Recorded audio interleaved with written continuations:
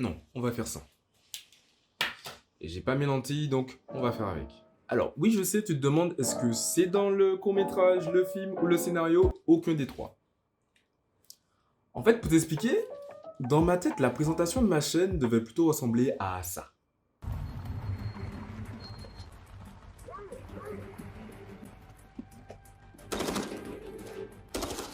Et au final, on se retrouve simplement avec ça. Rien du tout. Mais le projet, il n'est pas abandonné. J'ai juste mis sur pause pour un tournage quand même de qualité. Parce que j'avais pas mal de choses que je voulais mettre en avant, que ce soit sur mon passé, mon présent, et puis pour rendre aussi hommage à mes grands-parents, mais je vous expliquerai un peu plus tard. Donc du coup, pour la date de sortie, vaut mieux pas mettre de date. Ça sortira, mais on va pas mettre de date dessus. Comment vous expliquer que cette chaîne a failli ne jamais voir le jour? Vous voyez, vous êtes quelqu'un de carré, depuis décembre, c'est calculé. Ça devait sortir en février 2022. On est actuellement en septembre 2022. Ouais, 7 mois d'écart. Alors, je sais pas si c'est moi qui avais pas de chance, si c'était pas la bonne période, mais entre mon PC qui tombe en panne parce qu'il avait une petite soif de jus d'orange, donc du coup je l'avais pas pendant 3 mois.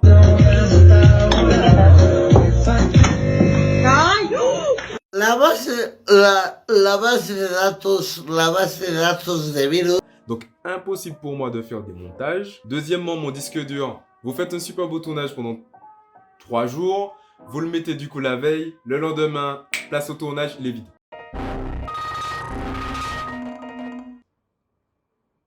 Je sais pas, les dossiers devaient jouer à cache-cache. Troisièmement, ce petit micro qui ne fonctionne pas. Je sais pas, elle avait envie de faire un petit cours de natation. Et puis, il fonctionne plus. Voilà. Un dernier, ce téléphone-là, qui m'a lâché pendant mon petit séjour en Martinique, on va dire pendant une semaine, où je me suis dit, en fait, je dois avoir un problème avec tout ce qui est liquide. Ou avoir la tête en l'air. Non, on va mettre la faute sur l'eau, c'est mieux, c'est mieux. En tout cas, j'ai adoré rejoindre cette grande famille qui est YouTube, les réseaux sociaux. Ah ouais, je me suis même pas présenté. Pour me présenter, je m'appelle Jordi, je suis passionné de voyage, de sport, healthy et street food. Et en fait, mon but à travers justement cette plateforme, c'est de partager un peu l'envie de s'évader à travers le monde et vaincre sa peur dans l'inconnu. Je pensais que c'était aussi compliqué de préparer une chaîne YouTube. Et ça va être en 7 étapes. Dites-moi les chiffres. C'est un truc qui m'a souvent obsédé parce que sur YouTube, on voit des vidéos à 1 million, 5 millions de vues, quasiment dans la journée. Mais les gars, ils ont taffé avant. Tu vois, je me posais un peu des questions lors des montages. Est-ce que par exemple, ça va plaire? Est-ce que vous regardez toute la vidéo? Est-ce que ça va être intéressant? À un point où ça m'arrivait de refaire le montage plusieurs fois par jour. En me disant, non, c'est pas bon, non, il faut modifier ça, tac, tac, tac. Pour vous donner une anecdote, j'ai ouvert la chaîne, on va dire, vraiment en juillet. Je commençais à peaufiner un peu. Et donc du coup, je partage le lien de la chaîne à mon entourage pour s'abonner et tout. Je vois qu'à peine la matinée, je suis déjà à 30 abonnés. Je suis là, waouh, maman, ça monte trop vite. À la fin de la journée, on redescend à 19. J'étais limite en dépression alors qu'il y avait 0 vidéo sur la chaîne. C'est normal que les gens se désabonnent, mais pour moi, j'étais en mode putain, mais qu'est-ce que j'ai fait? Qu'est-ce qui fonctionne pas? Il y a 0 vidéo, frère. De la personnalité. Alors en fait, au début, quand tu viens de lancer ta chaîne, tu fais tes premiers tournages, etc., t'as pas encore tes premières vidéos pour te comparer avec toi-même, pour te dire, bon ben, je vais améliorer ça, ça, ça. Donc, tu commences en fait à imiter les gens que tu connais déjà sur YouTube qui ont plutôt une bonne réussite ou que tu aimes bien, et ça te correspond pas du tout. Et quand tu regardes en fait la rediffusion, tes montages, tu te dis, mais c'est qui cette personne? Est-ce que c'est vraiment moi qui parle, tu vois? Tu te remets en fait beaucoup en question là-dessus. Et la petite astuce que j'ai trouvée, c'est que j'ai préparé quelques vidéos en amont.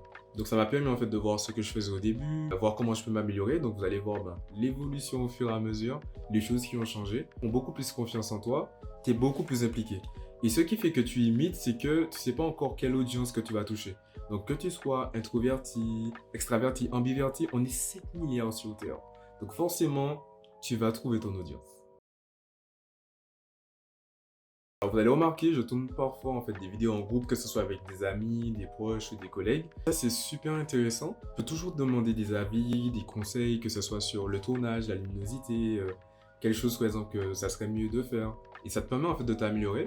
Parce que moi, j'avais toujours un œil intérieur. C'est-à-dire que quand tu tournes seul, ben, il n'y a que toi, en fait, pour échanger. Et je me disais que tout était parfait, volume, lumière, son. C'est faux! C'est faux!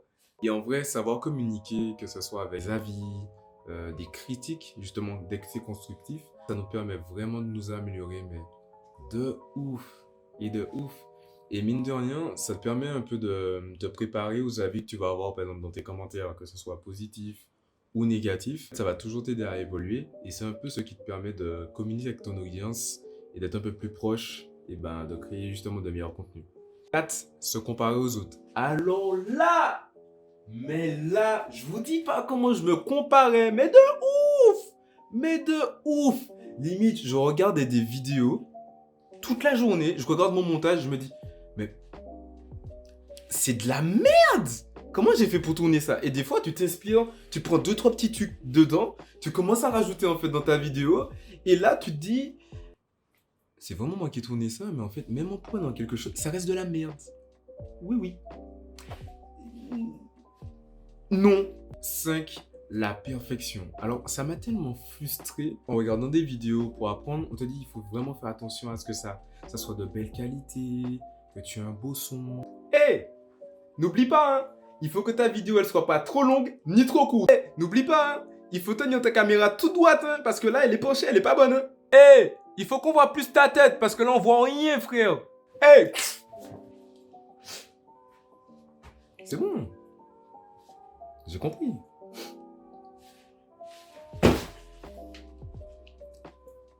Ensuite, apprendre ce métier, c'est une chose qui va jamais cesser d'évoluer. Parce qu'on regarde une vidéo, ça nous plaît, on like, on partage en fonction de si ça nous a plu. Mais derrière ça, en une personne, vous avez acteur, monteur, ingénieur son, cadreur, community manager et j'en passe. Et ça, justement, c'est pour les personnes qui sont toutes seules. Mais imaginez la personne qui fait ses vidéos, qui a un boulot à côté et qui n'a pas encore d'équipe. C'est un métier et c'est du boulot. 6. Penser à court terme. Alors, c'est pas forcément dans le cadre des vidéos seulement, mais même dans la vie. On commence un projet, on est excité, mais de ouf! On est là, oui, on va faire ça, tac, tac, tac. Ça va être un délire. Et les premiers mois, croyez-moi, je le sais déjà, quand tu vas voir que t'as pas beaucoup de vues, ça marche pas, t'as des difficultés comme moi justement février, septembre, j'aurais pu me dire putain ça me casse les couilles, j'arrête.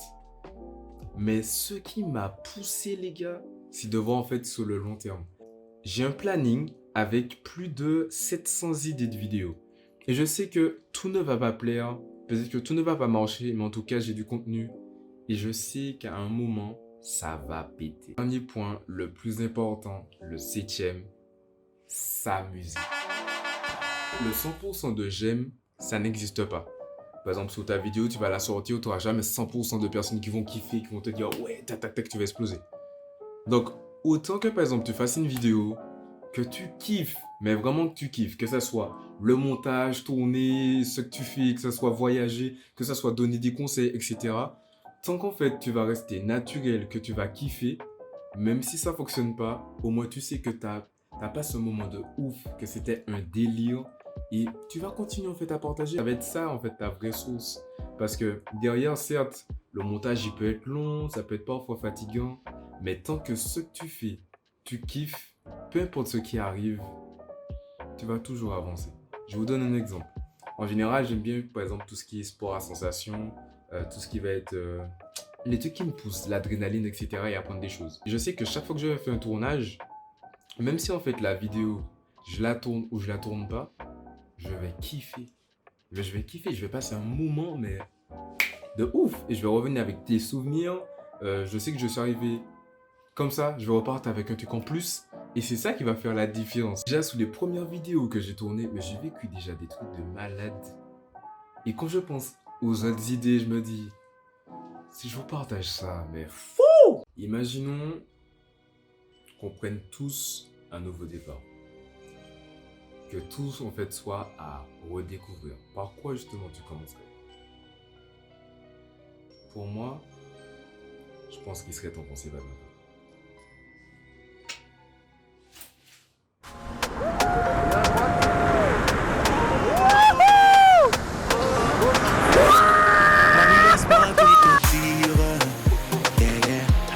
Pour nous deux, moi je ferai le pire. Oh yeah. Et à défaut de parler, je veux te montrer. Je veux te montrer. Donne-moi toutes tes nuits. Oh yeah, yeah. Ouh, mami, a coupé, para. Oh, mami, a coupé, para. Je veux te montrer. Je veux te montrer. Donne-moi toutes tes nuits.